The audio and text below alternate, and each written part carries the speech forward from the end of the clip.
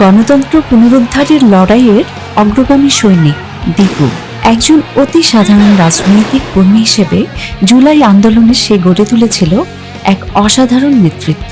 সেদিন খুব ভয়াবহ একটা পরিস্থিতি ছিল আন্দোলন 4 আগস্ট। চারদিক থেকে আপনার শেওড়াপাড়া থেকে বলেন, মিরপুর 2 থেকে বলেন, এদিক দিয়ে 11:30, 13 দিক, সব দিক দিয়ে 4 সাইড থেকে আমাদেরকে ফায়ার বা টিয়ারশেল ছুটছিল। তো ওই পর্যায়ে আমরা এক এক সময় দাওয়া পাল্টা দেওয়া, এক এক সময় এক এক সাইড যাচ্ছিলাম।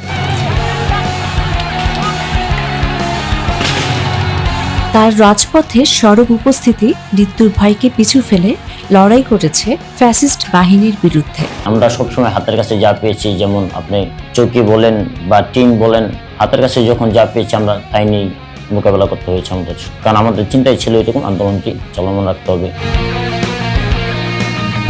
4-5 বার আমি সামনে যাওয়ার কারণে আমার পুলিশ ও ছাত্রলীগ আমাকে টার্গেট করে আমাকে ঘেরাও করার চেষ্টা করে। তো সেই মুহূর্তে আমি নিজে দেখতে পাই যেভাবে আমার টার্গেট করা বা ঘেরাও করা হচ্ছে আমাকে, সেখানে আমি থাকলে 10 সেকেন্ড থাকলে আমার মৃত্যু অনিবার্য।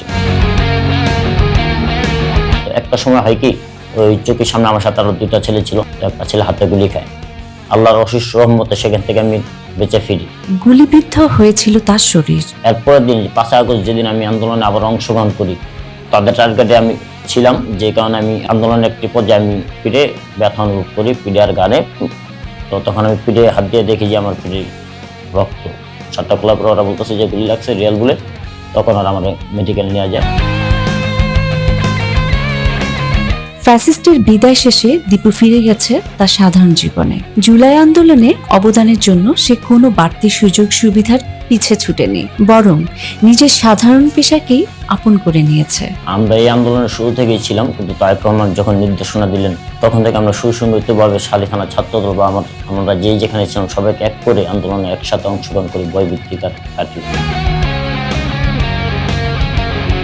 24 গণ অভ্যুত্থানের সবারই ভূমিকা আছে। ছাত্রদলের একজন কর্মী হিসেবে মনে করি এটা কোনো দলীয় সম্পদ না, এটা দেশের সম্পদ, জনগণের সম্পদ। কিন্তু বাংলাদেশের জাতীয়বাদী দল অনলাইন থেকে নেতৃত্ব দিয়েছে, এটাও স্বীকার করতে হবে, অস্বীকার করা যাবে না কোনোভাবে। দীপুর আদর্শ ও নৈতিকতার আলো ছড়িয়ে যাক বাংলাদেশের সকল নাগরিকের মাঝে।